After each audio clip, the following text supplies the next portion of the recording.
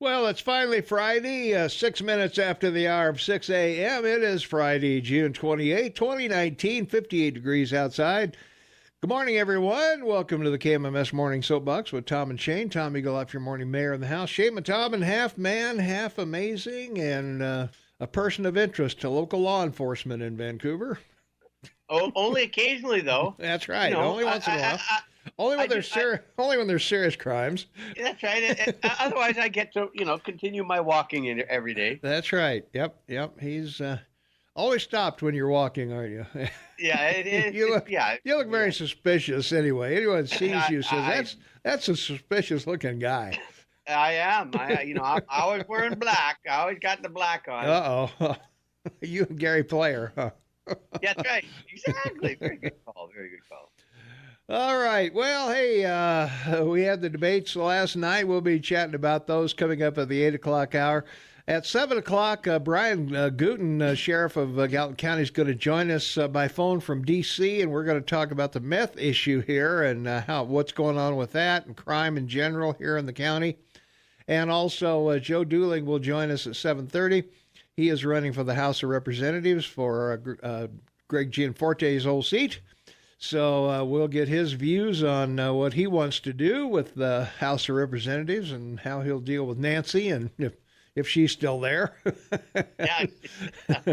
after the election, I don't know. They may have a new House person in there. Who knows? So anyway, we got a full morning. No Jennifer this morning. Jennifer will be in on Monday. She's in court today, so we'll have her in here on Monday at 8. Because we got some Supreme Court things we want to talk about, too, and that'll be coming up at 8 o'clock this morning. So stay tuned. We got a full ride ahead of you. Weather right now, we're looking for a high of 75 degrees today. Partly cloudy. 50 will be the overnight low. A little bit of rain in the evening forecast, but not too bad during the day. 73 on Saturday, partly cloudy. No real chance of rain on Saturday or Sunday, so you should be pretty good on those 2 days. 73 on Saturday, 76 on Sunday. Should be a nice weekend. 79 on Monday, and mostly sunny. So looks like you got a pretty good week ahead as we start into July. But then thunderstorms come in for the 2nd, the 3rd, and the 4th. You may be out there firing your fireworks in the rain, but there's about a 40% chance of a rain around fireworks time. So you may have to fire them from under a tarp or something. So I don't know. And Friday, it goes back to 74, and then next Saturday, 77, next Sunday, 79, and the rain moves out again. So pretty nice week ahead, although there are going to be some little showers over your holiday weekend, so be advised. No hail, though, probably. Well, and be prepared. Yeah, be prepared, yeah. Lightning, thunderstorms, all kinds of stuff like that, so be careful out there. Yeah. Temperatures around the area right now, Livingston's at 55, Manhattan's at 53, Three Forks is at 54, and Gallatin Gateway is 54, Ennis is 54, and Big Sky is 48, and at the airport over in Belgrade is 53 degrees, and at our lavishly appointed studios here in downtown Bozeman, 58 degrees at 10 minutes after the hour of 6 a.m. So there's your weather. Our poll question. We up early. Yeah. Our poll question of the day: who won the Thursday night Democratic debate? And the early returns are in. Trump is in the lead with 2, and Marianne Williamson and Kamala Harris and another Trump one. I don't even watch those socialist maniacs. So there you are. So that's one there. So it's still early yet. So get over and vote for who you thought won the Thursday night Democratic debate. We got all the candidates up there, plus some other choices for you. If you don't like any of the 10, we put some other choices you can put in there. So, go for that. All right, let's see. Boy, busy day in history, Shane. 1836, James Madison, the 4th president of the United States, died in Montpelier, Vermont. Isn't that right? Vermont? Yeah. Vermont, yeah. Yeah. Thought Vermont was BT, not VA, at age 85. Yeah. Yeah. I mean, imagine that at the turn of the century, 1836, he lives to 85. Yeah. He was 25 years old in 1776 when he was a member of the Constitutional Congress, founding father, obviously. Yeah. President of the United States twice elected. And most famous probably outside of the War of 1812, which he won after, of course, the burning of Washington. But he wrote the Federalist Papers, with Alexander Hamilton and John Jay, which are accredited with getting the Constitution passed, because so many people had so many questions about him. And it was sort of the basis of the Constitution. It was sort of an explanation of where they thought the country should go compared to where they came from. So. Yeah, and there were a series of letters back and forth with each other that worked out quite well. Yeah. Yeah. Great, very good, and Episcopalian too. Yeah, as many were in the very beginning. A lot of them were. Yeah. The first six presidents were all Episcopalians. Episcopalians, yeah. Do you know what piece of trivia Montpelier is famous for? Handkerchiefs. They used to be a cotton mill there. Well, they are also, in addition to their handkerchiefs, they are also the only state capital without a McDonald's within the city limits. They don't allow chain stores inside the city of Montpelier. Wow, that's such an impressive thing, isn't it? Yeah, so they're all outside. They're all so you got to drive out of town to get a that's good Big Mac. No, in Vermont they take a bike.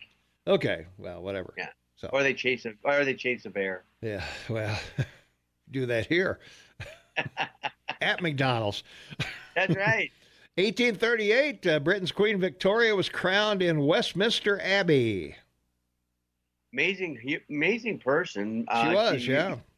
Born in 1819. Wow, you think and then 1901. She saw the millennial. Not the millennial, but the turn of the century, and, right. And married a Russian that she fell a German, Prince Albert. Same but thing. They would never. Yeah, but she was always angry with the Parliament because they would never allow him to be crowned king. Oh, that's not good. Yeah. I can't have a German king in England. I mean, come on. No. And then he died young, and she lived to be a real old goat. And anyway, he died young. She wore black the rest of her life, and she porked up pretty good by the end.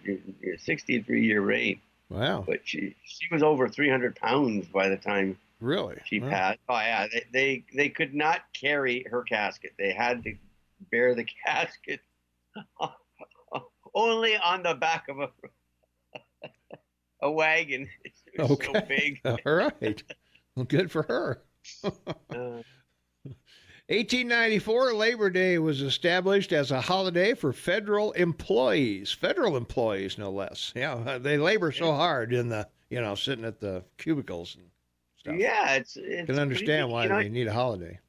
Well, not only that, but it's just interesting that there was such a recognition of the importance of labor back then. Because we've talked about this, but I love mentioning it. At that time, your economy was 96% agrarian-based economy. Yeah. So the labor done was the labor to feed. Yeah, so I guess they sat there and look at feed reports all day. I don't know. Well, that because I just want to make the comparison too, because you look at last night, and 78% of the people today are employed by small private sector jobs, right? Yeah, small business. And the farm side of your labor force is only like 6 to 7% now. So okay. Well, let's see, where are we here? 1902, a couple things happened in 1902. Richard Rogers, of course, and the Treaty of, now that's on June 20, the Treaty of Versailles was signed, so there you go. 1919. But I mean, I this is personal to me because I've always thought that music was an important part of my life. I see it as an important part of anybody's life, actually. Mm-hmm. I think it reduces anxiety. It's a natural way for you to relax. Anyway, Rogers and Hammerstein, they changed everything in America. They wrote 43 Broadway musicals. I bet you didn't know that. I didn't know that. Yeah. He wrote over 900 songs himself. He was a composer, and Hammerstein was the lyricist. Yeah. But it was quite an impressive duo that lasted for a very long time, and lived to a pretty good age, 77. There you go. Well, there was another two duo like that, Rogers and Hart, also. That's right. Yeah. So I don't know which Rogers this is. Well, there's the Hammerstein Rogers or the other Rogers. No, this is the actual Rogers and Hart of Rogers and Hart as well. Yes. Oh, same Rogers. Same Rogers. What, he collaborated with two different guys? Yeah, they were both lyricists. Oh, and he was man. composed. Well, how come you wrote that song with him and not me? Well, money, baby, money. It's always Yeah, I don't know. Anyway, we got to take care of the ranchers, farmers, truck drivers, cab drivers, everybody that brings you food, clothing, or booze. And we've got Headwaters Livestock Report, Montana News and Agriculture, and no medical things. I don't think. Well, gluten-free maybe. I don't know. The program's gluten-free. I know that. So, anyway. We'll be right back with more after this. 23 minutes after the hour, it is Friday, June 28, 2019, 58 degrees outside, looking for a high of around 75 today. And Shaman Tomlin on the line with me from Vancouver, British Columbia, half man, half amazing. Tom Eagle, your morning mayor, and welcome to the KMMS Morning Soapbox. And as we're going through the day in history, 1919, Harry S. Truman married Elizabeth Virginia Wallace in Independence, Missouri. Yeah, well, the great thing about if you were meant to compare anyone to Trump, it would be Harry Truman. Well, certainly would. Yeah. Well, no, he was very transparent. He was. He was the third vice president choice for FDR, which by mistake he became president. He even said that, right? Mm-hmm. They just picked him at the convention because they didn't want because they discovered the previous vice president may have been a spy for Stalin. Yeah. And so he comes along and he's a haberdasher or whatever, and from Missouri of all places. But he was quite the character. He had a great sense of humor, and he he used to pull all kinds of stunts on people, just to keep them not on edge, but to realize it's not to be taken seriously. But he made a lot of serious decisions, like dropping 2 atom bombs. Yeah, that was a pretty serious decision. He and going into North Korea or South Korea, and I mean, wow.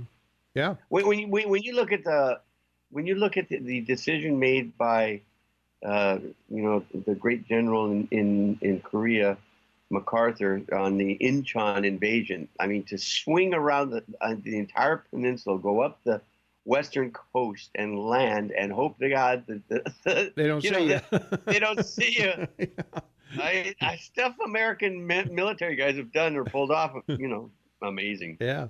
Well, the buck stops here was on his desk, of course, and his daughter got a critical piano recital at Carnegie Hall, and he threatened to punch out the critic in a letter, no less. He put it in writing. I will be down there to punch you in the nose. Yeah, right. As I said, he was quite the character, and he was pretty direct with the press too. He was one of the first presidents to really deal with the press. At 88, lived to be 88, which is a ripe old age. Yeah. Well, and also served without a vice president for. That's right. For a long time, yeah. For 2 years, till the election again, yeah. Mm-hmm. He did not nominate a vice president. He waited till the convention, and that's the only exception in your history of that being the case, really. I think so. Trying to remember if I can't remember another one. There might, if there was, it was back in the 1800s, somewhere in there, I think, but not in modern. Yeah, not modern times. Well, the only one would have. Well, I guess Garfield and then Lincoln. Mm-hmm. but Johnson appointed someone right away because of the issues he was having with the Civil War and after the aftermath of that. Right. Yeah. Well, in 1950, as you pointed out, North Korean forces captured Seoul during Truman's reign, South Korea. Well, yeah. And Truman made him give it back. They made it, yeah. Yeah, after 1.5 million Chinese came across the border, right? Yeah. I mean, yeah, it's pretty remarkable story, you know. That's right. The North Koreans, with the help of the Russians, invaded the South because Russia, saved the Koreans from the Japanese because they have a 14-mile border. The only country that Stalin helped the Allies with. And then, so they invaded the South and drove them all the way to a single port in the south of the peninsula. And then MacArthur came in and started to create a beachhead there, and then did the swing around, and then drove them all the way back to the border with China. And then the Chinese came over with 1.5 million men, in one night, and drove them back to the 35th parallel, right? And that's where the armistice was signed, the 35th parallel. Yeah. Yeah, what a soccer game. Ooh. 35th, 34th? I don't know. 34th. It was a parallel signing, I know. It's a parallel, yeah. Yeah, okay. 1967, of course, Israel declared Jerusalem reunified under its sovereignty following its capture of the Arab sector in the Six-Day War. And, quite a time in history there, the Six-Day War that... Well, it is, particularly because of the ties, not only, by literature with the Old Testament and the New Testament, but, to evangelicals, because a lot of evangelicals are believers, like I commented yesterday about the value of the Old Testament as a book of prophecy. And they really believe that, rebuilding the temple in Jerusalem will be a flash to the return of Christ. And the thing about it is, John Paul was we know was Polish, very much a very Mary, grew up. The Catholics in Poland are raised to believe more in Mary and love Jesus. Okay. So it's a real cultural thing that he became Pope at that time, and he changed the world. He did. I mean, if it wasn't for him, communism would not have collapsed. I really don't think so. You don't think so? Okay. No, because it's what he did in Poland when it started. It started, No, I don't think so. All right. We got to go. Just keep rambling. I'll turn you down. You can just keep rambling on. Okay. All right. We got to pay some bills here. We got Fox News. We got Montana State News. We've got the weather with Brooke Foster. We've got Gazoo Night with Jacobus. We got everything here. So stay tuned. We'll be back with more local news right after this. 22 minutes for the top of the hour. It is Friday, June 28, 2019, 58 degrees outside, looking for a high of around 65 degrees. And Shane, there's a couple Supreme Court things I wanted to finish up on the this day in history. That in 2000, the Supreme Court ruled that Boy Scouts can bar homosexuals from serving as troop leaders. Yes, that's right. It was critical. I mean, and it's been around now. It was started in 1910. It was 109 years old, and it's sort of a sad reality that there are 2.3 million members. I was a Boy Scout. I was an Eagle Scout by the time I was 10. I had 35 badges by the time I was 15, and you needed 21 to become an Eagle Scout. Wow! So I remember my Boy Scout years. It was important. It was Billings, Montana, and you're out and about, and it's all about learning I would think being a Boy Scout in Montana with the field trips and everything would be much better than being one in middle of New York City or somewhere. Yeah, exactly. Where do you go, Central Park or the zoo? Anyway, I segued off your comment, but yeah, this was one of those critical things because the Scouts was an international organization, and it's sort of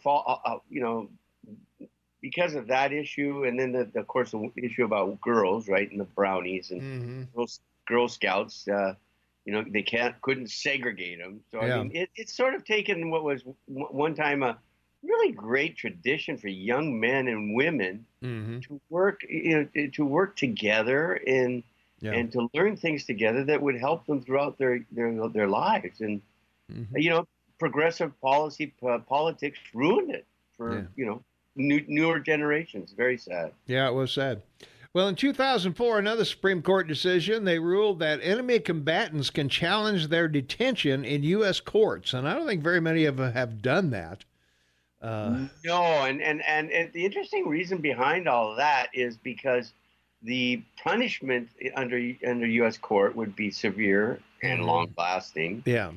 In federal penitentiaries, right. And then on top of that, why would they want to leave the lifestyle they got? I mean, I was going to say soccer. They've gained 18 pounds on average, being there 3 meals a day, clean clothes.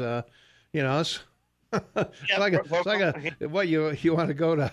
What's some maximum security solitary confinement cell of 23 hours a day? That's right. You're on a Caribbean island. I mean, with white beaches. I mean, what a holiday. What's the deal? Yeah. Jeez, I don't know. Well, the other significant ruling, 2010, the Supreme Court ruled 5-4, that Americans have the right to own a gun for self-defense anywhere they live. That's correct. That was a major decision in Washington, D.C., right? Yeah. That was, the Washington, D.C. Gun restriction there. So that's right. And it doesn't say you can't have an AR-15 or a howitzer or machine gun or anything else. District of Columbia versus Heller. We've talked about that. Oh, yeah. Yeah. But the importance of it is that it was one of the first precedents set by your Supreme Court in regards to that amendment, and it's held up since, and it's been challenged 2 or 3 times. It has. Chicago and so forth. So. Yeah. All right. It's not going away because of the courts, right? No, it isn't. Okay. We got to take another quick break. We'll be right back. 15 minutes before the top of the hour. It is Friday, June 28, 2019, 58 degrees outside. Shane and Tom, and on the line, Tom Eagle up, your morning mayor, and it is the KMMS Morning Soapbox with Tom and Shane. And, well, Shane, no stranger to fires. Fire season is right around the corner for us. So, I know you've had some big ones up there in Alberta and some other places. We had the smoke of that but last month, I think. Yeah. But they got doused. We had June come along. Some rain, rain and snow. Yeah, they put them out. And then, the National Fire Center says more than 673 acres have burned in more than 18,000 fires since January 1st. Wow. That's quite a loop there. We got Alaska, Arizona, California, and New Mexico, and of course Alberta. And 2 staffers have been sent to Alaska to help out there. And our agency here, we're down a few people. We need a helicopter pilot, a mechanic, a training officer, and one of the aircraft needs a part. But they have hired seasonal firefighters, and they're hopefully spruced up 60 frontline fire engines. So I don't know what that means. They wax them or what? Exactly. I don't know. So well, with the Earth, with the Earth generating 1.4 million lightning strikes a day, right? Yeah. Over half of them are on land, and so you would expect actually more because of that, but. Well, so far we've seen 44 fires in Montana that have only burned 42 acres, according to the sources here. But by July 1, the agency is often staging firefighting resources near places it expects fire to break out. So we're ready to go, even with the rains and everything we've had. As we know in Montana, it doesn't take long for stuff to dry out, and away we go. And I want to remind people that a pine cone requires 700-degree temperature to crack open the shell for the seed to be able to grow a tree. Okay. So fire's a good thing. It's a natural deal. Yeah. That's a natural thing, yeah. All right. Well, I'll watch for that to happen. Well, my question is like, what was going on 100 years ago when no one was here? Well, they just burned, right? Yeah, that's right. Yeah, they did. They burned till either the weather stopped them or they ran out of fuel somewhere. That's right. Yeah, that's what they did. And new forests grew. Yep, that's how it works. Well, the Bozeman Public Schools finally got a new superintendent. They've got Mr. Connors has signed a $165,000 a year contract and $15,000 more than what outgoing Superintendent Rob Watson was paid. So I guess they're going to give him a vote of confidence with dollars.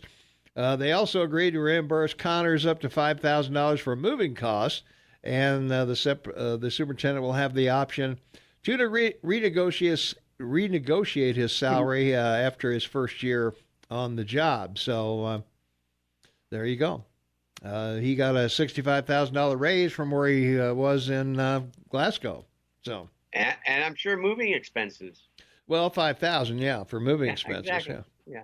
Yeah. Plus got that. So he'll start as a superintendent July 8th after spending the 4th of July with his grandchildren. And the school board met Thursday to discuss the contract and a few minor changes.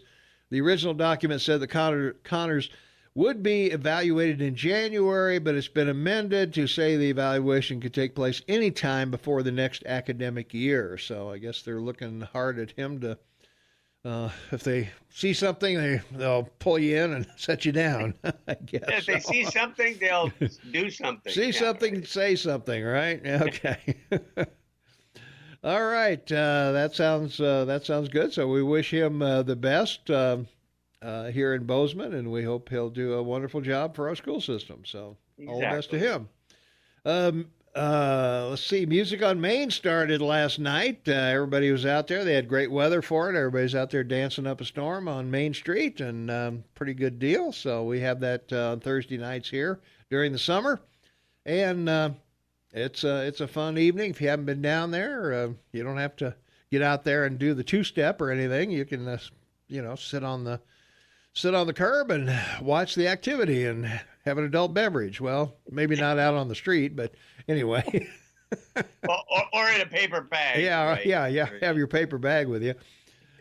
Well, in other news, a state district court judge has concluded that Montana's Republican-controlled utility commission violated the due process rights of a solar energy company, writing that newspaper guest columns published by commissioners while a rate case was pending was evidence of bias. Whoa, bias, wow. Man. What do you think? Ooh.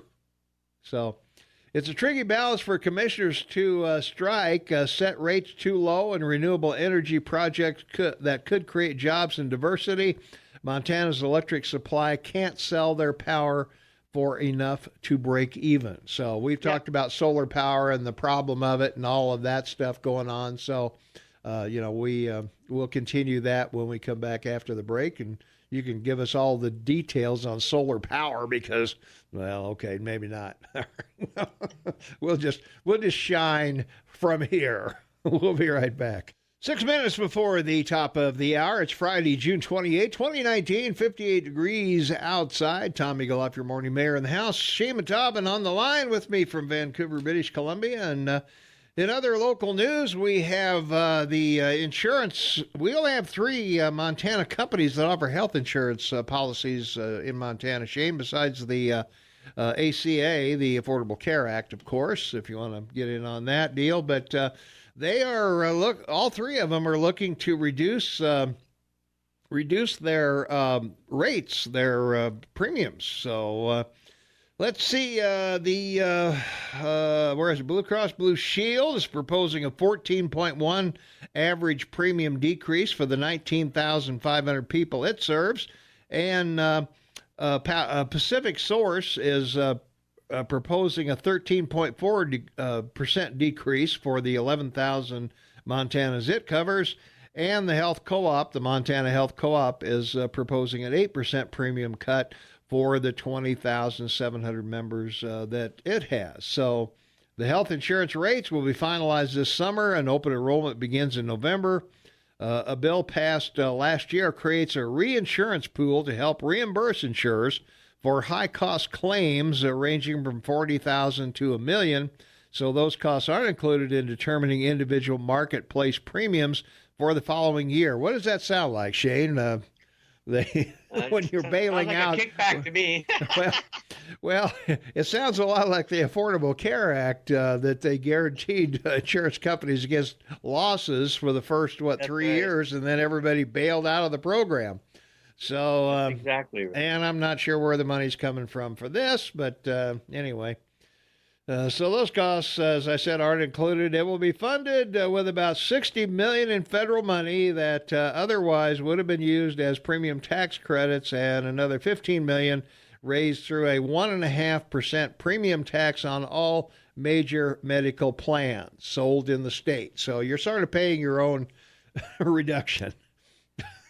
That's right. I don't mean to segue, but I just want to go back to your comment about the judge and sure. his comment. And the reason that's a contradiction is because I don't know of any cases, and I'm sure this one as well, where judges don't instruct the jury not to read anything about the case that they're involved with as a juror. And the bigger cases, they sequester them, as you know. So, the only reason that I think he could make that comment was he failed to advise the jury not to read anything about, the case that they're hearing.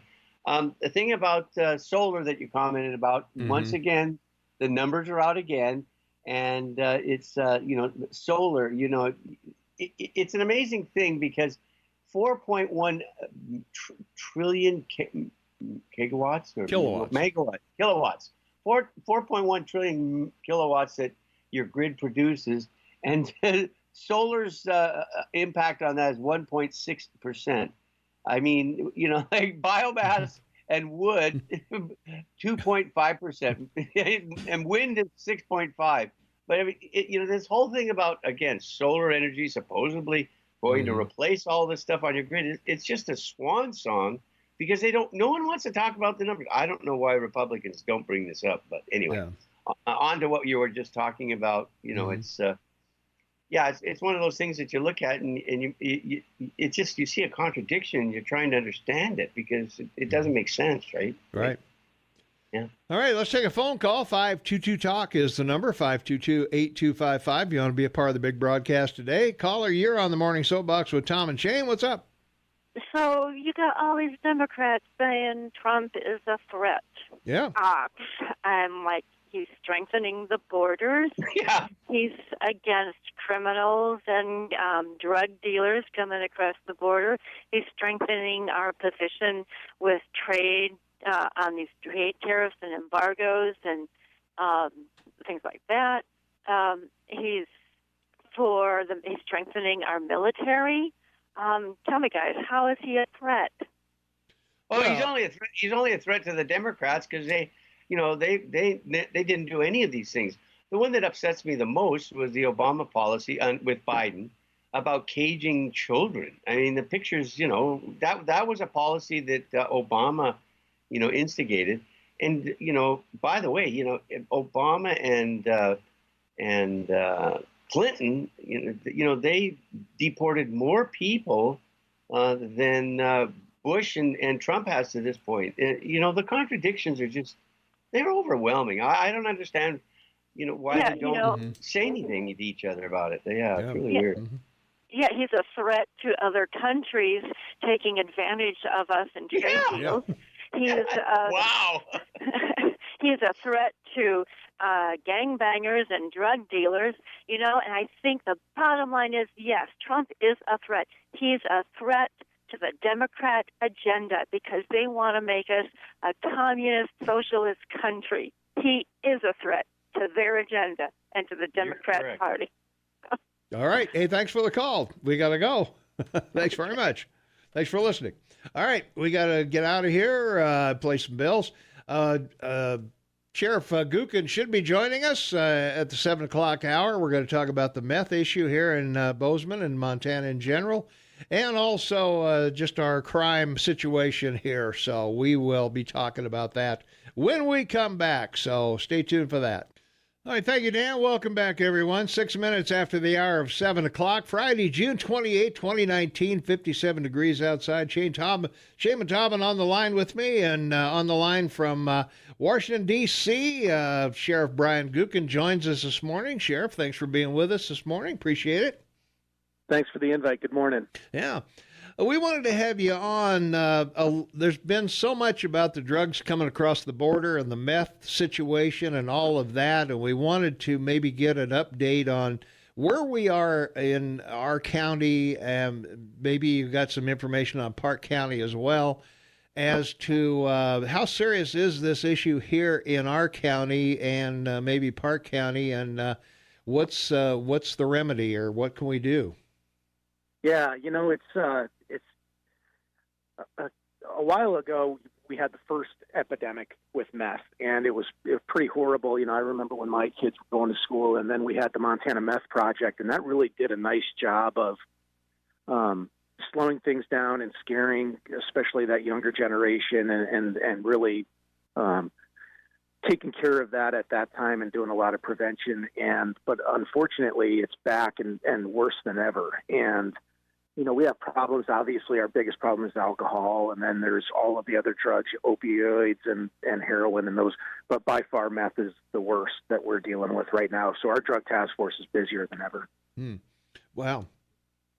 Well, I think we, as we go through our daily lives, we just don't see it like you see it, unfortunately. And it's that underground that the average citizen doesn't see and doesn't realize how serious this is, and how many crimes, how much crime escalates from that activity. Yeah, what people don't realize is that it's so addictive, and so you take it once, and everything goes downhill from there. And that's unfortunately, that's when we get called in, because it doesn't matter whether it's burglaries, car thefts, all of the or violent crimes. A lot of that stems from the use of meth, and those people are so out of control and so unpredictable. That's why it's so dangerous. Yeah. Do you find that people maybe are a little reluctant to call you? There might be a smell coming from my neighbor's place, but I don't know what it is. And gee, will they retaliate against me? Will a M13 come down on my house or whatever? Are you seeing anything like that? No, not at all. As a matter of fact, it's the opposite. As a matter of fact, I was just meeting with a person that is a landlord, and he came in and visited with us last week and was telling us about his concerns. And of course, our drug task force was already aware of it. We get intel all the time. So actually, it's the opposite. People are more than willing and comfortable to contact us, and they trust that we'll pay attention and we'll do something about it. Yeah. Well, I would hope that's the case, because that's the way to find it. You guys can't go door to door and look for criminals. So exactly. the community has to play a part. Yeah, and it's so glaringly apparent. When you've got cars coming in and out and that type of activity, that's not normal. We encourage people, please feel free. You're not bothering us. That's our job. Just call us and we'll take a look.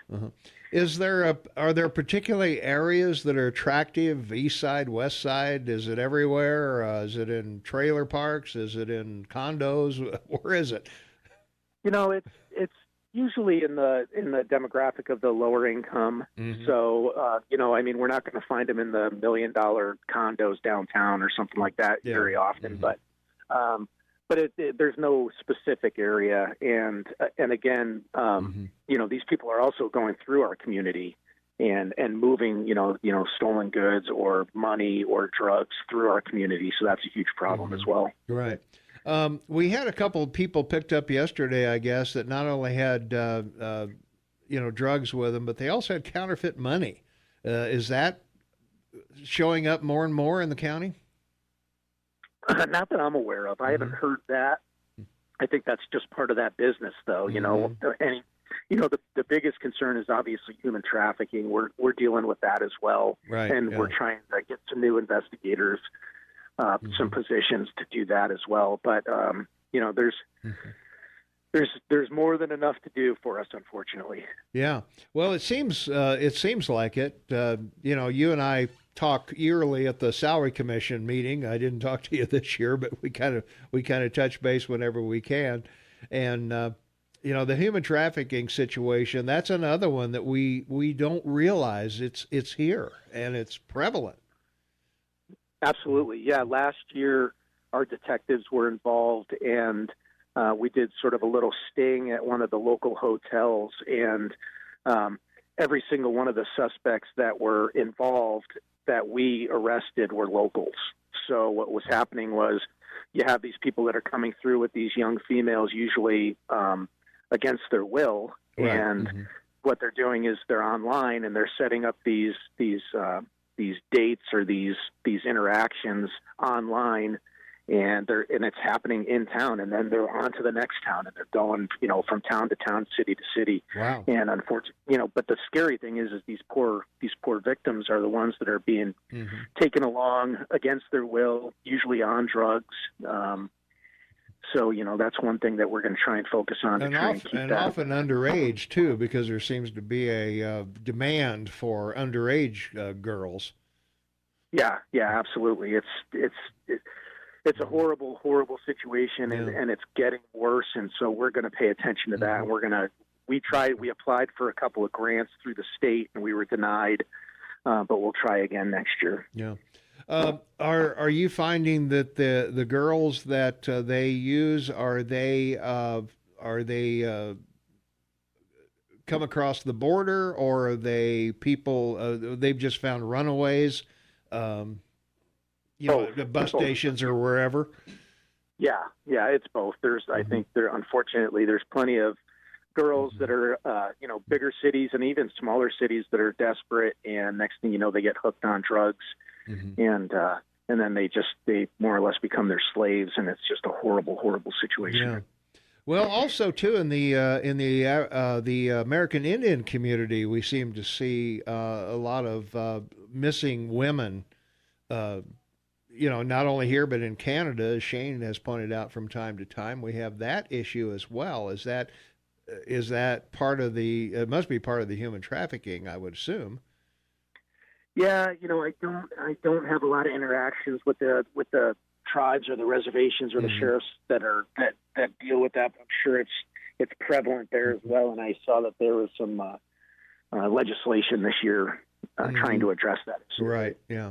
Yeah. We've seen that as well when we talked to Scott Sales and some of the other folks from the legislature. So that's a good thing, I guess. And I'm going to take a quick break here, and when we come back, I want to talk a little bit about the issue you have with the ACLU and ICE. I know you can't comment directly on the investigation, but you might brief us on what the ACLU is accusing you of doing, and I think we'll be safe there. So I'm going to put you back on hold for just a minute. You can chat with Shane while we're out, and we'll be right back. Welcome back, everyone. 17 minutes after the hour. It is Friday, June 28, 2019. We are chatting with Brian Gootkin, the sheriff of Gallatin County, on our Newsmaker line. Shane Matavin also on the line with us. And Brian, the ACLU and you have a disagreement. Can you tell us whatever you can about that? Yeah, Tom, I can't really discuss the case itself. And Marty Lambert would be yelling at me right now anyway. Right, he would. but in general, I think more importantly, there's a movement across the nation for the ACLU to sue local governments on housing and holding ICE inmates, and so we're sort of caught up in the middle of that, and we have our attorneys addressing that in the courts and dealing with it with the judges. So. Yeah. So we've seen this across the country where in sanctuary cities, I guess, if they pick someone up, they just turn them loose without notifying ICE that they're here illegally, or even criminals. Some criminals, they're just turning them loose on the street, and it's hard for me and our listeners to understand why that's okay. Yeah, it's one of these political hot button issues, and I can tell you that in Gallatin County, if we're dealing with them, they've committed a crime. Right. In other words, they've already broken the law. They violated a Montana state statute, and in some cases they victimized people. So we treat them no different than we treat anyone else. I mean, if Joe Citizen goes out and assaults their wife, we're taking him to jail. Right.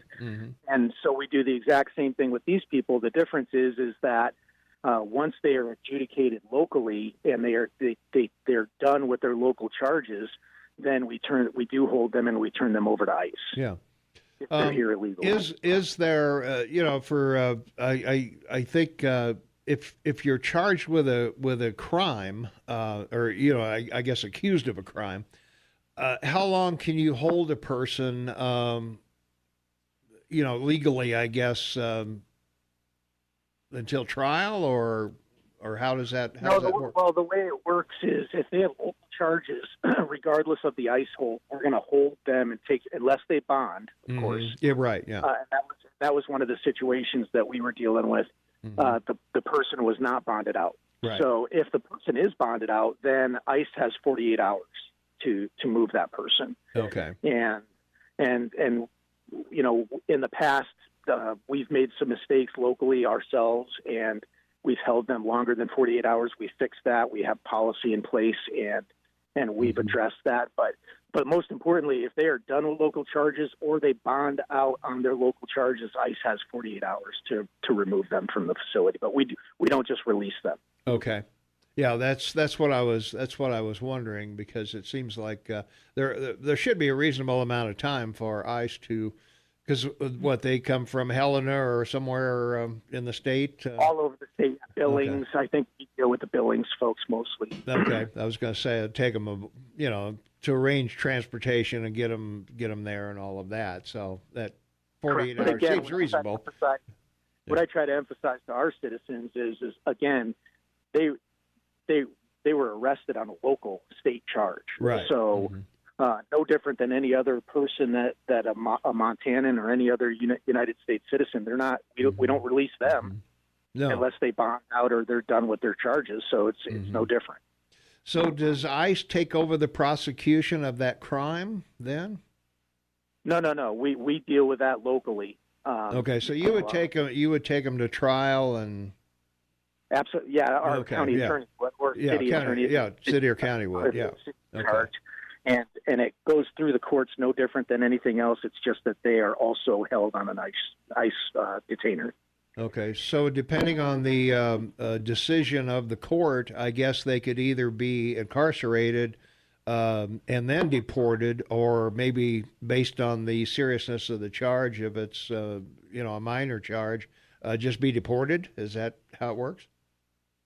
Well, if whenever the local charge is done, then that is up to ICE and the federal judges to deal with that situation. That's not our situation at all. And the hard thing here, Sheriff, I just want to mention, because I think people should know that ICE doesn't have detention centers, so to speak. They pick these people up and then they take them to a federal detention center. Isn't that correct? So they really do need to rely. I'm sorry. They take them to a local jail. I mean. That's what I'm saying. They have to depend on local facilities to hold people until they can get them to a federal facility. Correct? Yes, that's correct. Yeah. And so that's really tough on ICE. Yeah. And I know. Yeah, they're moving people all the time. Yeah. And obviously that's a logistical problem for an issue for them. But yeah, what they're doing is if they take them from Bozeman, from Gallatin County, and they take them to Missoula or Billings, they're taking them to a county jail. Yeah. Yeah, I know some of the sanctuary cities have made the argument that the expense of housing these people, and because there's so many in maybe San Francisco or Los Angeles or wherever, that the justification for a sanctuary city is too expensive. We can't hold these people. We can't afford to keep them until ICE comes and gets them.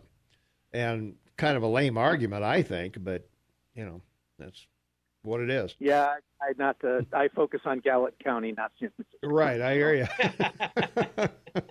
Well, that's my job. You're exactly right. Do we have a lot of illegals in Gallatin County that you're aware of? I mean, I realize construction and things like that is a draw for a lot of people here when we're booming like we are.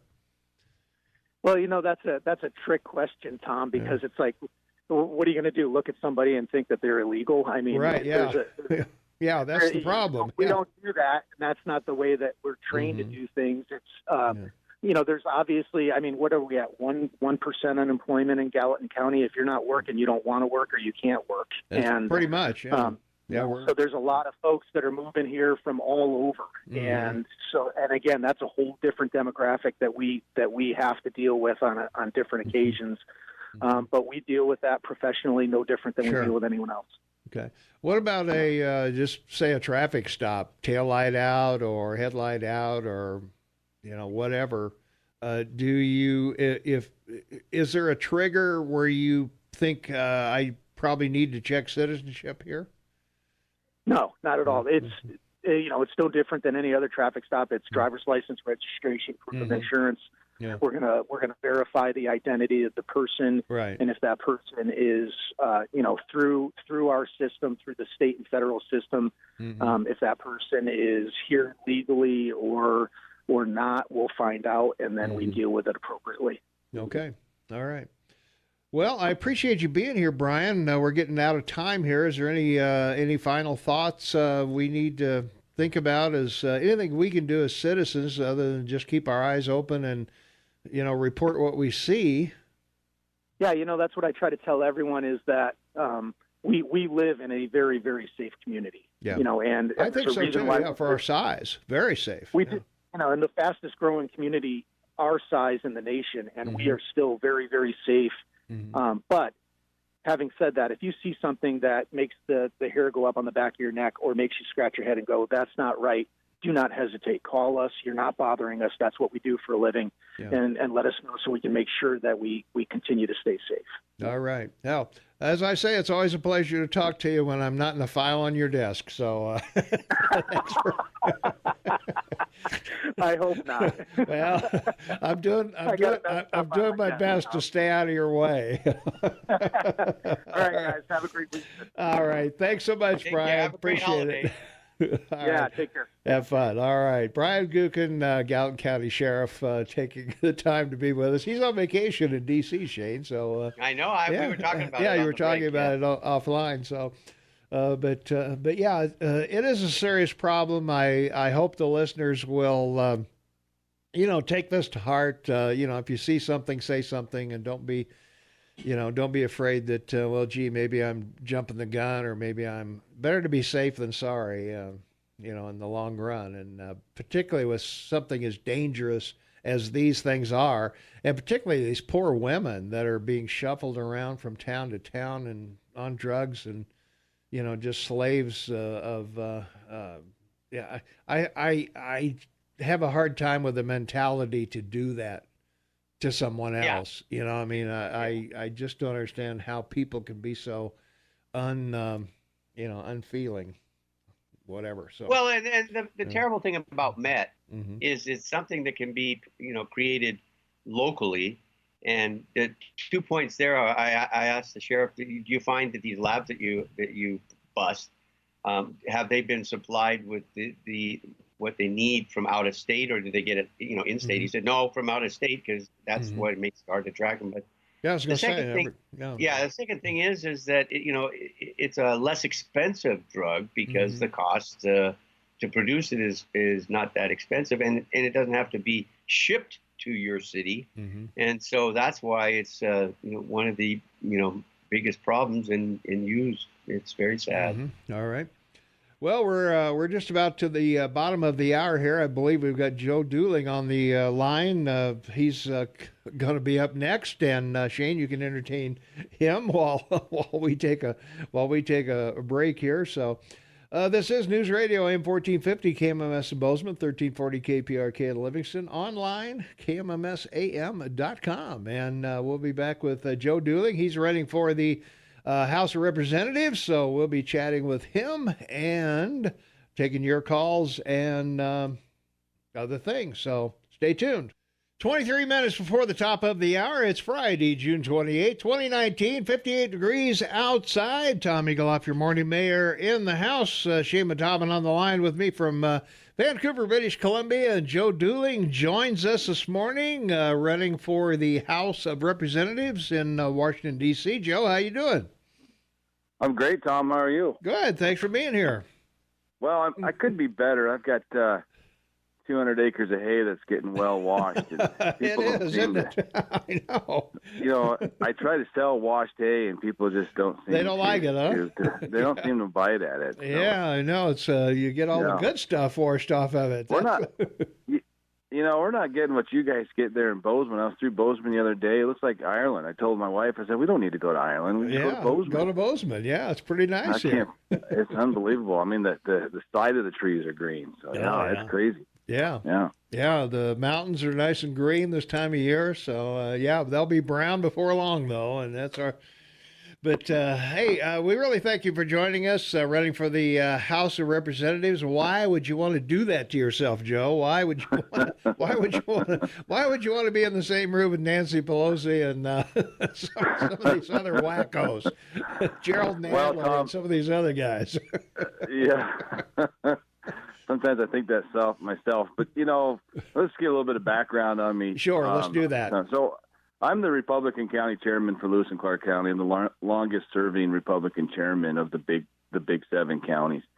And I've been involved in politics for a long time. I first got my teeth cut in Reber Keenan in 2000, and I've been involved ever since. And I grew up down in Dillon. I graduated Beaver County High School. I was and then I went on to school at Montana State. I was thinking about the places I lived there in Bozeman. Mm-hmm. And I lived in a place right where 7th meets Maine. There was about 30 of us from Dillon that went to Bozeman. And by the time I was a senior, about 28 of them had been invited to take some time off by the university system. So I had none of the friends left from Dillon. And so I lived in this apartment there on 7th, man. It was a dive. If I hadn't been accidentally vaccinated several times, from branding, I probably would have died. I mean, it was pretty bad. Yeah. So it was like $130 a month. It was horrible. So anyways, so I went to Bozeman, and I've been in Helena since '99, and my wife and I have grown a ranching operation here where we raise Black Angus cattle and malt barley. We're the largest malt barley growers in the valley, and alfalfa hay, of course. Right. This year it's going to be a little bit washed. Mm-hmm. And so you asked the question, why did I decide to run? And one of the things, I was on the State Farm Service Agency Committee. We met in Bozeman once every 6 weeks or so. And I see that the farm country is in a crisis. And I was just a little guy the last time in the 80s. My dad was a small-town lawyer. We had a ranch out north of town. And all of our neighbors growing up lost their farm to farm bankruptcy in a 3-year period of time. Wow. And it did a lot of damage to rural Montana, the last farm crisis. So I'm seeing this new farm crisis build, and I'm thinking we need a steady hand at Congress to help navigate. Is when the farm crisis get very big, the only body that can fix it is the government. And I understand that a lot of folks say, let the free market principles work, and that'll adjust land values, and that'll just, get more efficient producers in. I got an economics degree. I get that. But it leaves out the human component there and what it does to rural Montana. I think we can do a little bit better than just letting the free market fix it. One of the reasons why is the food is so essentially important to our lives, right? And so not anybody can raise food. And so I think, we got to leave the guys who understand how to grow food, understand their ground. As a guy who's acquired ground over the years, it takes about a couple of years to figure out each parcel of land, how to get it to work. And so it's really inefficient by letting a whole big bunch of land change hands. And, of course, if we start devaluing land, that sends the financial institutions into a tailspin. So there will be a fix from Congress, and we need somebody who understands production, agriculture, rural Montana, and I just feel like I'm the guy. All right. We've got to take a short break here, Joe. We're talking with Joe Dooling for Congress, joedooling.com. If you want to go over there, Joe, DOOLING.com. And the email address, joedoolingforcongress@gmail.com. If you want to email him any comments or thoughts about what your pressing issues are. I'm sure he'll be happy to respond to you. And we'll be right back with more with Joe Dooling right after this. 15 minutes for the top of the hour. It's Friday, June 28, 2019. Tommy Galoff, your morning mayor in the house. Shane Mataman on the line from Vancouver, British Columbia. And we're talking with Joe Dooling, who is going to run for the House of Representatives in Washington, D.C. as our lone representative from Montana. Joe, thanks for taking the time to be with us today. We certainly appreciate that very much. You bet, Tom. Yeah.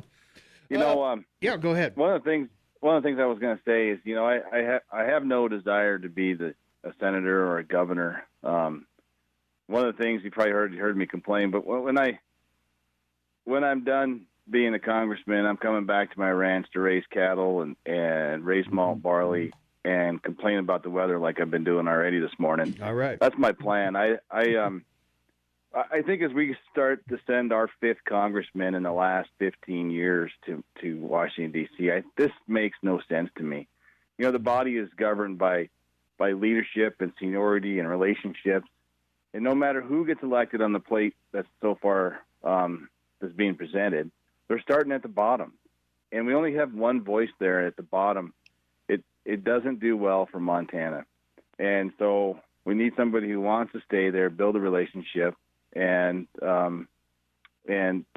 do the job that's at Congress and not think about running for another job. Yeah, I would agree. That's one of the things that we see a lot in Montana. It seems like everybody jumps from here to there. Well, a couple people know who I'm talking about, right? Yeah, so I'm a county chairman, right? Yeah. So I worked really, really, really hard. One of the goals we set as a party was to take back the land board. Mm-hmm. Yeah, and we did that 4 years ago. And that was the largest number of Republicans that control the land board ever, right? Yeah. And when the candidates, my opponents, notified me that they were going to jump and run for something else, I encouraged them not to. Yeah. I said, stay there. Finish your job. Mm-hmm. I grew up on the ranch in Dillon. We the job was finish the fence, and then the job's done. And if we can't have a strategic plan, and we work really, really hard to get these guys here, and in some ways that's just kind of thumbing their nose at us, right? Yeah. So, well, from our text line, go ahead. From our text line 478-8298, Mr. Dooling exemplifies exactly what Montana has always stood for: a culture of hard work and a true American dream. So there you are. Oh, I think my wife might have sent that in. She may have sent that in, yeah. Phone number looks familiar. I don't know. Hey, just full disclosure, my wife represents the eastern part of Lewis and Clark County and all of Broadwater County. Okay. Well, so she's in the House of Representatives. One of her big bills was the Historical Society. It's something we've been wanting to do for 16 years and get that art out. There is some beautiful C.M. Russell art that nobody gets to see. That they're playing around with a museum that might be on scale with Cody, Wyoming, and something to get that out there. Yeah. Have you ever been on the House floor? I brought some friends in from Utah, and that mural on the House floor is worth $90 million. Wow! It's insured for $90 million. Yeah. It's an unbelievable piece of art. Yeah. Yeah. Well, that's why Schweitzer kept the shotgun there to protect it over the fireplace. Well, I think the most important thing that we're learning about you today is you're a citizen candidate. And, that was what your founding fathers wanted, were people that had a job or had a property that they worked on, and they went and represented their constituents. But, when the work was done in the House or the Senate they worked in, they went back home and worked the land or, worked their business. And, citizen candidates are really missing. Too many politicians, right now that have been in Congress, for 38 years. I mean, it's just very sad. Yeah. Well, I'm 44. If I did 38 years, that puts me in the 80s. I'm not doing that. All right. Well, unfortunately, Joe, radio is a business. I got to take another short break, so I'm going to put you back on hold. We're talking with Joe Dooling, who's running for the House of Representatives to represent Montana, and his website, joedooling.com. So get over there and check that out. He'll be happy to hear from you. You can email joedooling4congress@gmail.com. And we'll be right back to talk more with Joe right after this. So hang on. Welcome back, everyone. 7 minutes for the top of the hour. It is Friday, June 28, 2019. Joe Dooling is on the line with Tom and Shane this morning. Joe, thanks for joining us. And I wanted to ask you a little bit about the tariffs, because farmers, Shane keeps us up to speed on soybean prices and a lot of commodities and things. But you, as beef, obviously, is an issue. Hogs are an issue. So are some of the grains and things. So, what are you hearing from the farmers here in Montana regarding tariffs? Well, there's no doubt about it that. Like Secretary Sonny Perdue says, that agriculture is feeling the blunt of the trade war, but this problem is just bigger than just the tariffs. So from the high in 2011, 2012, net farm income's off by 60%, and a lot of that's due to several different factors. One of it's weather, one of it's you start droughts, floods, 2 harsh winters in the upper plains back to back is an issue. There's a lot of supply out there. It's hard to say the supply of a drought, but there's a lot of supply that have been kept on farms. And then, of course, I think the last 10% of the market's probably due to the trade. We never did ship beef to China. That's not a correct statement. Since 2002, we haven't shipped beef to China directly. It's been going through Taiwan, but since then we haven't shipped any since 2002 with the mad cow breakout that happened. Right. So. So the issue with China isn't affecting the beef side of things, but overall, there's an issue there, and beef is down pretty good. I think right now I think the market's offering the price right now is probably about a dime under break even on cattle, and so there's going to be really, really, really tough winter for folks if that market doesn't turn around. Mm-hmm. In Montana we're split. About a $2.5 billion ag income in Montana, and about $1 billion of that's coming from cattle. And so, when we start seeing a below break even on cattle, it's going to have an effect on Montana's economy. There's a couple of big towns that rely a lot on ag, like Billings and Great Falls. They're going to start to feel the pinch too. Yeah. So, well, that's what we're looking at. I'm not sure what the answer is, because. Do you want to go back to imbalance of trade of billions of dollars, or do you want to bring China and these other countries to the table and say, hey, let's make a semi-level playing field here so we can all prosper? In defense of the farmers, Tom, we want open and free access to markets. Sure. The only country on the planet that's improving yields on a year-to-year basis is the United States, and Canada affects it too because of our genetics go up to Canada. Mm-hmm. But the American farmer can compete on the world stage like no other if we have free and unrestricted access to markets. And so that's what we're asking for. Yeah. And that's what I'm going to advocate back to the Trump administration, is give us free and unrestricted access to markets. If we can do that, our beef is good quality beef, the best in the world. Our wheat, of course, in the High Line is the best for making bread. We can win this war. We can win this trade war if we get free and access to markets, and we can. And farm country can survive if we can get out there and get our product moving. Yeah, that's the issue. How long can the farmer, sustain until some agreement is reached? And that's the question. That how many farmers are going to lose their farms before that happens? Unless it's not long. Unless there's a big pressure. There's got to be some pressure there. Yeah. I've got some friends that are implement dealers, and they're already going out and repossessing everything on the farm. Wow. It's been 40 years since they did that. There's always been a guy that bought a tractor and can't make the payments, and he brought it back to the dealer, and they made a deal and sold it back. But actually going out to the farm and picking up everything, it's been a long time since they did that, and it's starting to happen on the High Line. Yeah. And so, I mean, what do you do without a tractor? You just pretty much don't have anything, right? Well, yeah, you're either farming out to somebody else to do it for you, and that's not good. So, So if you talk to the ag bankers, they'll tell you that the problem is it's a storm cloud on the mountains, and it's coming. Yeah. So, well, we hope it's really that, unfortunate. Well, we hope that some of these talks will result in something soon. Right. We just got to let and I think that tomorrow's a big day for Trump and China, and well, hope it does. Hope the market turns, and we got to get the supply out, and sure. It boggles my mind that we give money to countries that are poor. I don't know why we just don't give them wheat.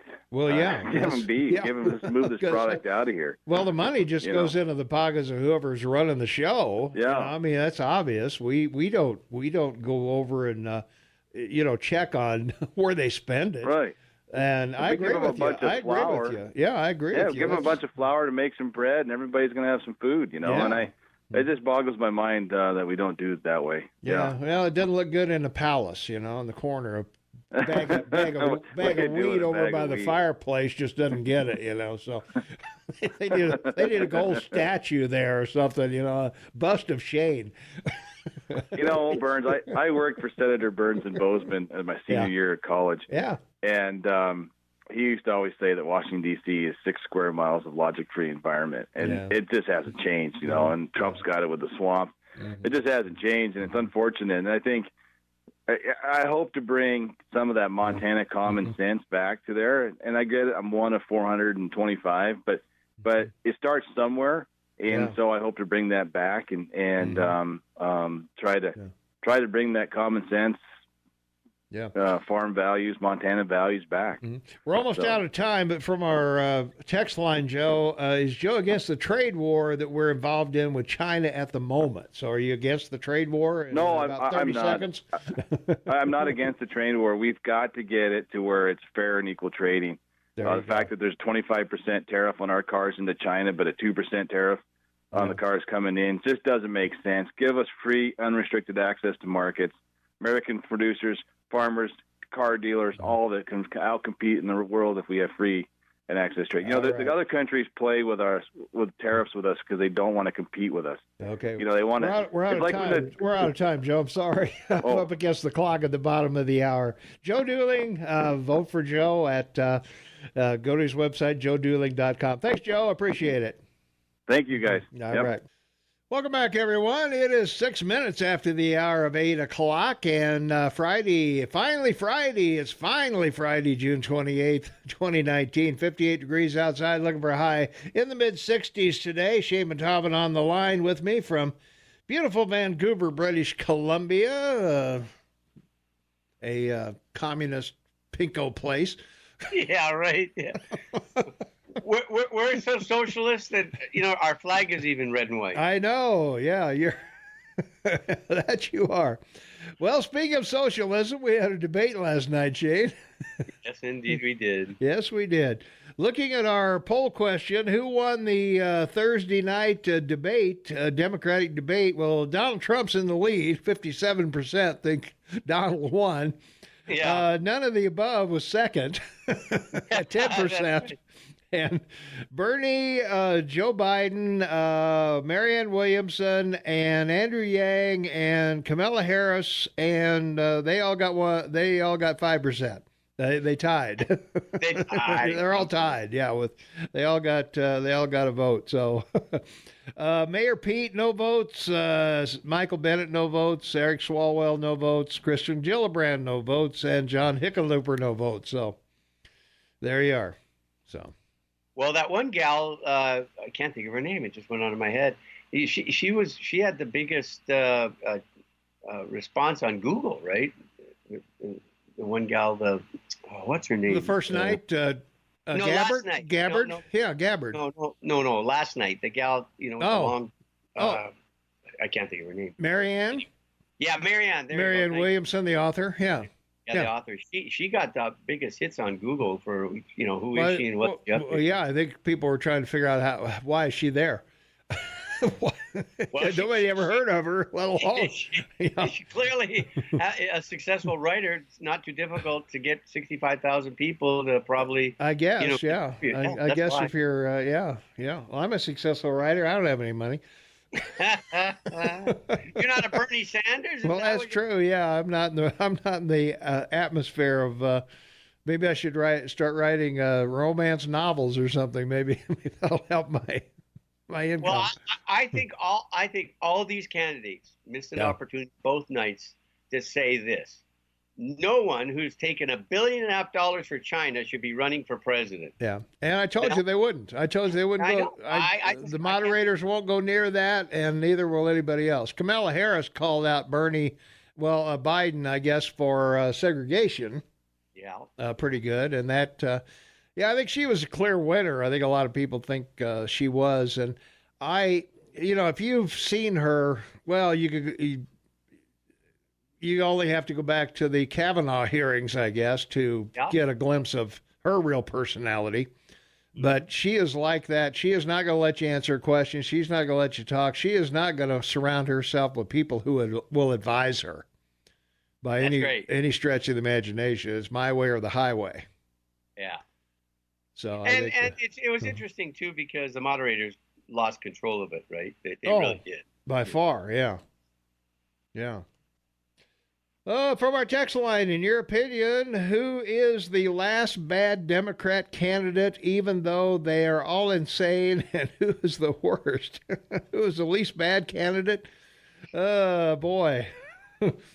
I would say on the first night, let me pull up the list of the people here real quick. I would say on the first night, I would go with, let me find him here. I would go with John Delaney. I agree with you. Yeah. Yeah, I would say he's probably the best of the group. He's not a complete wacko. Yeah. like the rest are. Everybody else on that stage that night was the worst to be elected. I think by far would be Kamala, and she has probably the best shot. But she is not a nice person. No, and last night when she went after Biden about segregation and busing and told her story, I was that little girl if I had been Biden, I would have turned and looked at her and said, this coming from a woman whose grandparents had slaves? Yeah. I would have said that. Yeah. I would have said that. Yeah, well, that's above, Joe's above that. Come on. Oh, yeah, sure he is. Yeah, he's above that. So I would say, well, Bernie would obviously be the worst, I guess, probably. Well, I don't think the monitors of the debate did anyone any favors on that stage by asking them to vote by hand. All those hand votes, that hurt them bad. You and I were talking before the show, right? Yeah, when you vote that you don't have any problem giving medical treatment to illegals. Yeah. Obviously any person, any living human being that can fog a mirror can walk into an emergency room and get treatment. That's the law since Reagan. That's right. Yeah. You and I have covered that, and it was the Reagan White House that started this issue, and the Republicans are the ones that started socialized care. That's the bottom line. Yeah, that's where it all began. But are you gonna have an ice? Are you gonna have an ice guy at every hospital entrance when those sliding doors open? Are you gonna be arrested because you're sick? Yeah, I can't believe no one on the stage didn't look at her and say, under the guidelines, of the Republican Party from the 1980s, you walk in the emergency room, you get care for free. That's just what happened. Well, it's not for free. They'll try to get it. They'll try to get whatever assets you have, but essentially, No, I know. They have to take care of you. They can't. Well, they have to take care of you. Yeah. They may ask you what insurance you have or whatever, but that's that's why an aspirin's $80 in your room. Well, that's right. Well, that's because of the problem, the cost that it incurred. But the bottom line is they can't ask you for insurance; they have to take care of you. Yeah, well, that's true. So, anyway, all right. So, they did lose control last night quite a bit. That everybody, and once again, they concentrated on about 5 of the 10. That was really weird. Yeah, it really was. Hickenlooper didn't get much time. Yang didn't get much time. A lot of these folks, they concentrated on Bernie and Biden and Camilla and Buttigieg, and that was about it. The rest of them just screamed and hollered whenever they could, and then they'd recognize them. But I don't know. Let's take a phone call. 522-TALK is the number. Caller, you are on the Morning Soapbox with Tom and Shane. What's up? Well, I think the clear winner last night was Yang. I mean, he's going to cut me a check for $1,000 every month. I was going to say, I'm going to vote. I'm going to vote for him if he can pull that off. Well, no, but it died. You remember when he brought up this thing about sending Americans $1,000 and it would, spend money from the bottom up, and then he was asked about this tax that you want to have, that VAT tax. VAT tax that you want to put in place. What's it going to cost the family? And he goes, anywhere from $20,000 to $24,000 a year. Well, if you're only getting $12,000 and it's going to cost you $24,000 a year for the VAT tax, that whole idea died with me because at the beginning I thought this is a sort of cool idea, and then when I found out you'd have to pay double that in taxes for the VAT tax for a family of 4, I thought, nah, I don't think that works. I was going to say 320 million people times $1,000. How much is that? What, 32 trillion? Well, the other one is Gillibrand. I mean, that gal just doesn't know when to shut up. The only person who honored the clock was Biden. Yeah. Everybody else just kept going. Yeah.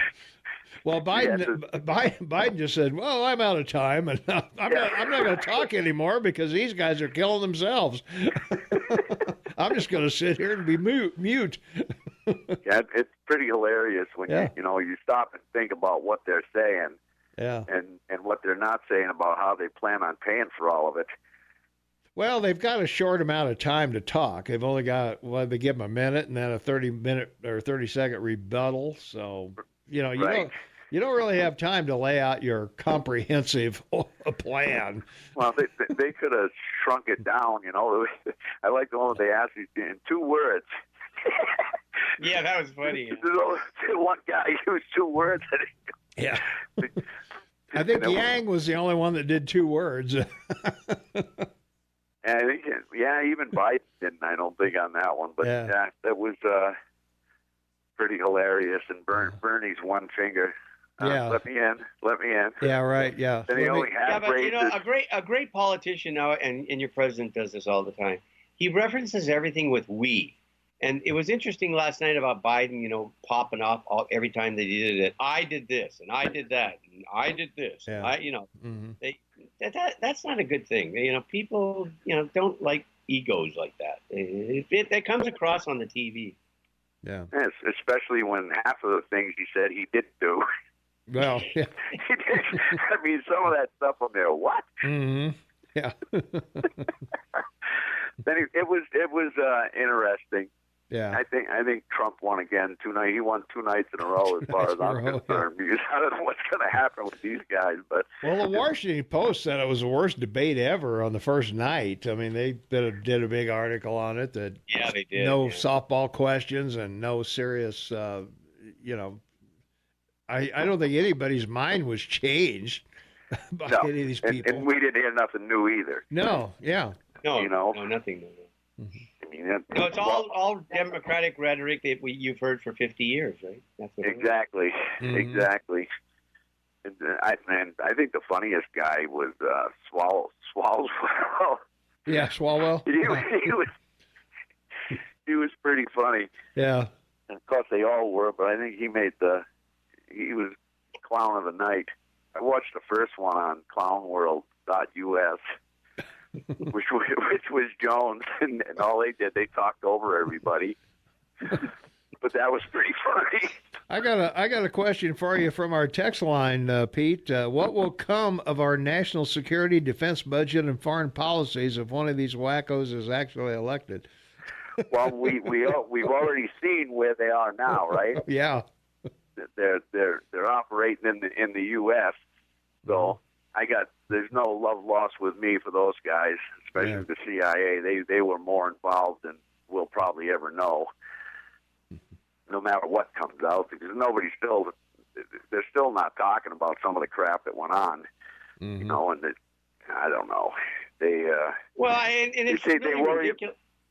It's really ridiculous. They if you listen to them the other night on the news, they were all talking about this access Obama, you know, share all this information amongst 17 different agencies. Nobody said anything about Montgomery, who was a private contractor who had access to everything. And he's not even working for government. He's a private contractor. But they don't talk about that. No, but I mean, they keep accusing your president about, you know, having this private relationship with Putin. And, you know, he's put on more sanctions against Russia than any combined. You combine all the previous presidents, he's put more sanctions on Russia than anybody. Right. Yeah. So they believe anything they hear, and they're prone to repeat it every time they get in front of a camera. Well, I think Bernie, you know, they got to fact check Bernie on the 1%, how much wealth. You know, I mean, that's ridiculous. Yeah, he was way off. Yeah, he was way off. Way off the mark on that. Yeah. But anyway, Bernie went over the cliff. Bernie went over the cliff when he admitted that middle-class people would pay more taxes, but they'd get better benefits for their health care. That's right. Like that. And it's like Tom said when we were talking about when they all voted in favor of having health care for illegal immigrants breaking your law. When they all voted because they asked them for a hand vote, would you make it a civil crime for crossing the border illegal? And they all raised their hands. Well, except Biden, he couldn't raise his hand. But I just think I don't know how they do it. I don't know how any of them beat Trump. I don't see it. Well, their voting block is dumbing a box of rocks. Well, I don't know how else to put it. I mean, give me a break. How can you listen to that? Well, let's put things in perspective, though, guys. What they're doing right now, they're not running for president right now. They're running for the primaries. They're talking to their base, not the electorate. You know, so their tune is going to change dramatically once, you know, they get down to about 4 or 5 of these folks. They're going to change their tune off this socialism, I think, pretty dramatically, and go after Trump wherever they think he's weak. You know, so well, their base is bleeding. So you know, I don't know how far talking to your base is going to get them guys. If what they have been saying the last 2 nights is in fact their base, half the country. You know, or at least a third of the country, because you got independents in there. Yeah. So if they're talking to a third of the country and a third of the country feels that way, we're definitely on the wrong track somewhere. Yeah, exactly. We're on the wrong track somewhere. It's just I don't know how California does this, but I read an article a while back here that the biggest excuse in California, the excuse used the most in California to get out of serving on a jury is I'm not a U.S. citizen. Now, we pick our jurors from the voter rolls, and I would assume that California does the same thing. So, you know, the Republicans better be careful. They take street samples. That's how they pick them. Whoa, that's a good call. Righteous Eagle, man. All right, I got to go, Pete. I'm way behind here. Thanks a lot. All right, take it easy. We'll be right back with more right after this. Welcome back, everyone. 25 minutes before the top, or the bottom of the hour, I should say. Finally Friday, June 28, 2019. Shane Talbot on the line with me from Vancouver. And we got a caller on the line. Caller, what's up? Hey, I just heard that AOC had a new proposal to save the planet. Oh, yeah? She's going to plant milkweed to reduce dairy cattle so we don't have to have methane gases out there. Wow. So why didn't Shane and I think of that? Yeah. Hey, what the heck, right? That could have gone viral. Yeah, there you are. I mean, it doesn't get any better than that. I know, yeah. She was wondering why meteors all land in craters. Exactly right. And she's a barmaid, right? Yeah, I know, yeah. Yeah, right. Yeah. Yeah, she can mix a martini, but I'm not sure about kids in cages. But anyway. I just thought I'd have some humor on for a Friday. You were making a good observation about lying. So why don't you go there? Because that was a good point you were making with me. Well, again, being a parent, one of the most dissatisfying things is listening to your children lie to you. Yeah. Right. And unfortunately, we have a bunch of adults that are doing the same thing, and it's nauseous, and to the point that you can't even tolerate it anymore. You just turn the channel.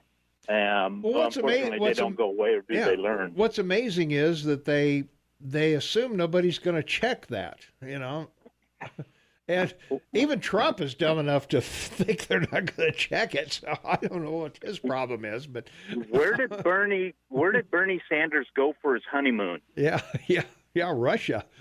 Exactly. Yeah. No, he didn't go to Russia. He went to the Soviet Union. Well, that's true. They were communists. Yeah, it was. Who was Van Jones? Yeah. Who is Anita Dunn? Anita Dunn stood in front of the U.S. populace on TV and said she embraces the theories of Mao Zedong. Oh, yeah. I mean, are you kidding me? Yeah. He killed more people than Hitler. Yeah. Yeah. That's true. And they embrace these people? Yeah. Those are the adversaries. Yeah, as I say, I don't think they take the time to learn history or anything else. And we're going to give them power? No. Well, not in my ballot box, I don't think. No. I mean, if you can't figure that out, yeah, I'm just surprised you know what side on the street to drive, and you may not. Yeah. Well, it'd be interesting to see if they keep this same tone, when we get into June and July of next year, or Super Tuesday, or, into there. They're going to have to change their tune a lot, or otherwise, I don't think it's going to bode well for them, because I don't think the American people want to pay illegals medical bills, and I don't think they want to give them driver's licenses, and I don't think they want to open the borders completely and just come on in, folks, because we need your vote. Well, last night I'm a naturalized legal citizen, and I went through years registering as an alien to become an American. Sure. And I wanted to be an American. Yeah. And everybody's out there on being offended. Well, I'm offended that you'll bypass that process when the rest of us have to. Sure. Well, it's like giving up your student loans. Yeah, we'll just figure out well about the people that paid their student loans. What about those folks? Geez, you took the loan. Do the work. The fact of it is, they can change their tone, but we have a memory. Well, that's true. That's true. And we're here to we'll remind everybody of this, because we record all our shows. So download. Yeah, we'll have all this. We'll have all this archived. All right. Hey, thanks for the call. I gotta go, but appreciate it. Thanks for listening. All right. Bottom of the hour coming up. When we come back, I want to talk about the two Supreme Court rulings, one on the census citizen question, the other one on gerrymandering. And also I want to talk a little bit about Wayfair. And if you don't know what Wayfair is, we'll tell you when we come back. So stay tuned. A lot more to come. 23 minutes before the top of the hour. It is Friday, June 28, 2019, 62 degrees outside. Shaman Taubman on the line with me from Vancouver, British Columbia. We've got a caller waiting on the line. Let's go to the phones. 522-TALK is the number. Caller, you're on the Morning Soapbox with Tom and Shane. What's going on? How's it going? You got Jacob here. Hi, Jacob. How you doing? I'm doing good. I just wanted to bring up the fact that when the left is proposing all of these things that they want to fund, and healthcare is a great example, where they're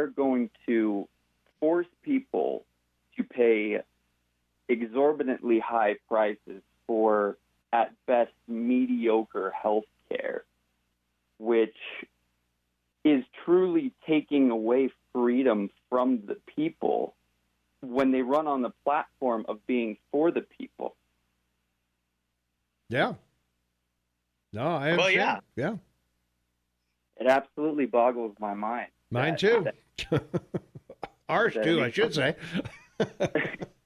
Yeah, that anyone would be on board with that, because it's such craziness that I don't know. Yeah.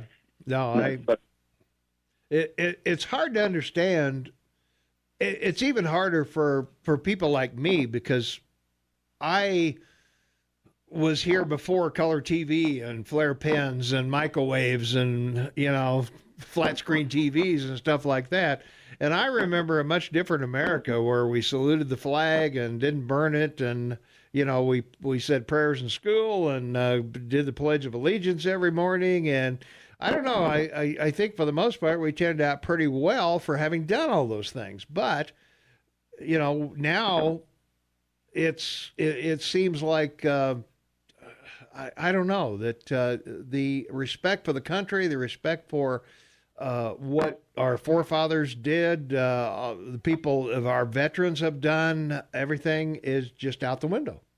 You bring up a great point there. You're absolutely right. I mean, at least for me, and it really pains me that I feel like a huge part of the country doesn't feel the same way, but the flag to me is totally sacred. And, me too. Every time I hear the national anthem, I get tears in my eyes, because I'm just so proud to be an American. Yeah, I feel exact same way. I tell a story. When I first got here, one of the guy that I work for took me to an MSU basketball game, and we're sitting there waiting for the game to start, and up in the way up in the top balcony up there's like 6 or 7 kids, probably 7, 8 years old, running around, chasing each other, and the national anthem played, and every one of those kids stopped, took their caps off, and put their hand over their heart, and I said, I'm home, baby. This is where I got to live. Yeah. That's exactly how it should be. Yeah, this is where I got to live. This is home. Yeah, absolutely. Well, I just wanted to bring that point up. Yeah, no, I appreciate it. Yeah, thank y'all for having me on the show. All right. Hey, thanks for listening. And we appreciate your input. All right. Thanks a lot. All right. We got to take another quick break. We'll be right back. 16 minutes for the top of the hour. It's Friday, June 28, 2019. We're Shane, I'm a little behind on my text line, so let's go over there. We've got 478-8298. What about every candidate up on stage supporting the murder of babies? War on decency. Amazing, isn't it? Say no to socialism. Say no to Medicare and Social Security. It has social in the name. Well, nice try, except we pay into both of those. So thanks for playing. Exactly. All elected representatives take an oath to uphold and defend the Constitution. It's clear this is meaningless to the Democrat candidates. This is the ultimate test for those running for office. We, the people, are failing by focusing on special interests and not demanding to know a candidate's foundation before we elect them. So, all right.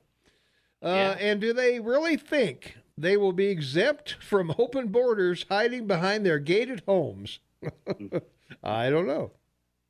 I was a little white girl that got bused because I was enrolled in mostly black schools.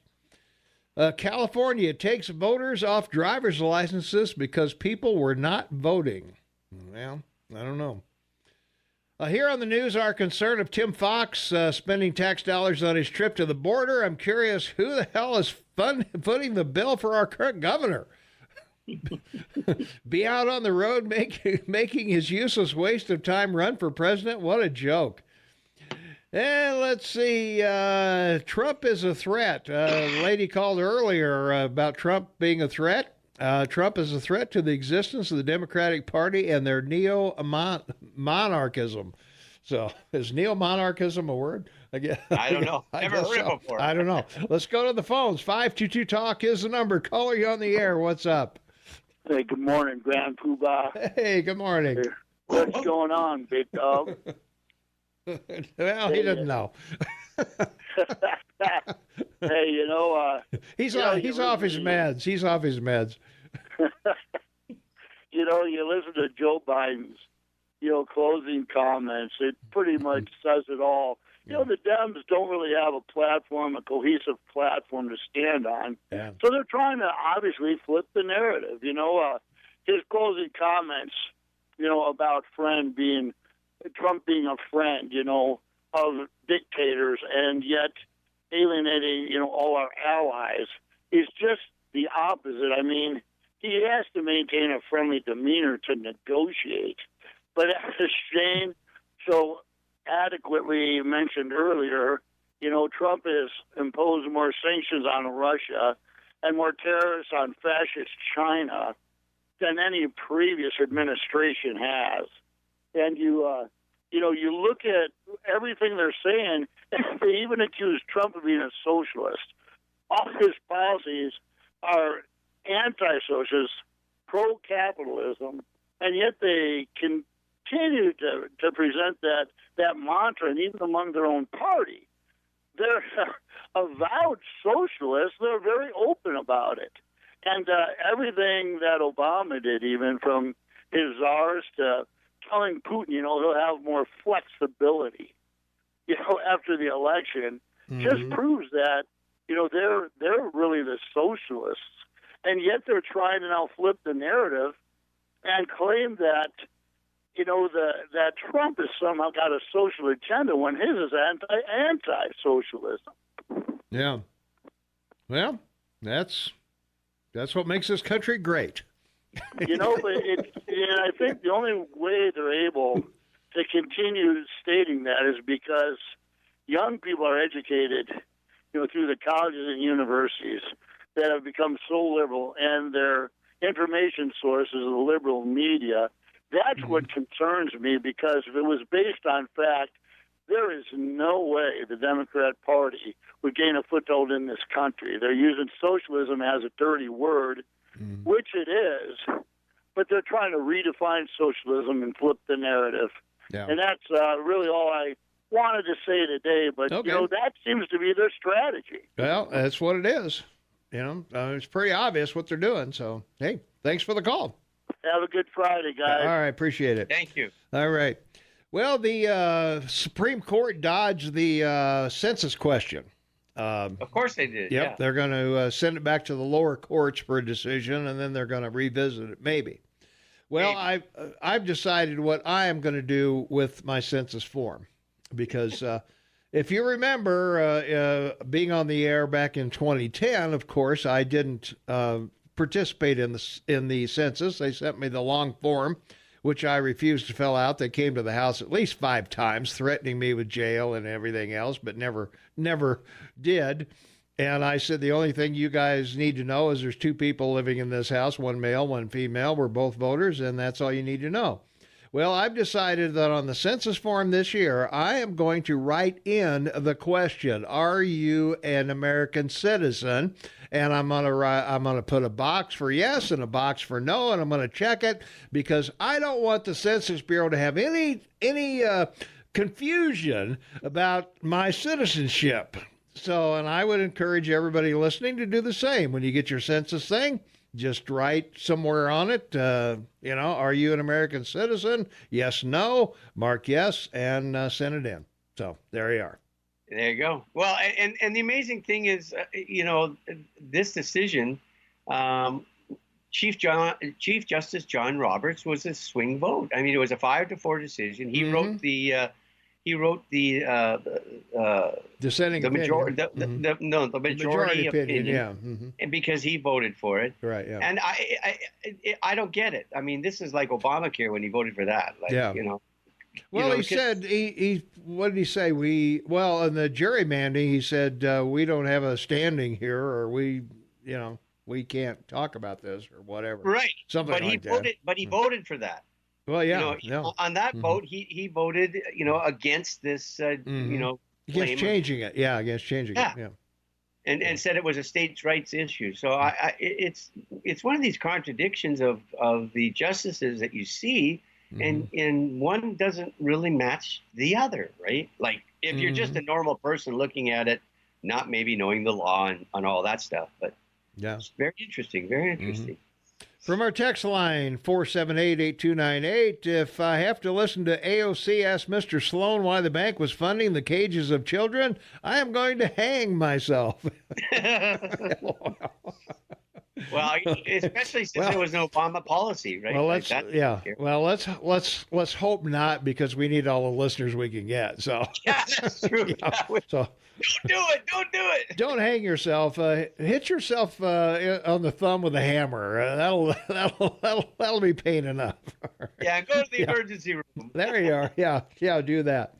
All right, we got to get the Rush update in here. Cashman Nursery and some other great sponsors. So we'll be right back. Here's Rush. All right, 4 minutes left, actually, Shane, before we have to bail out of here. And I wanted to talk about Wayfair and the time we've got left. If you're not familiar with Wayfair, they are a furniture company, and the United States government ordered a boatload of beds and stuff for the children at the border. And, of course, the demonstrators came running out. Oh, my God, a company is profiting off the children in cages.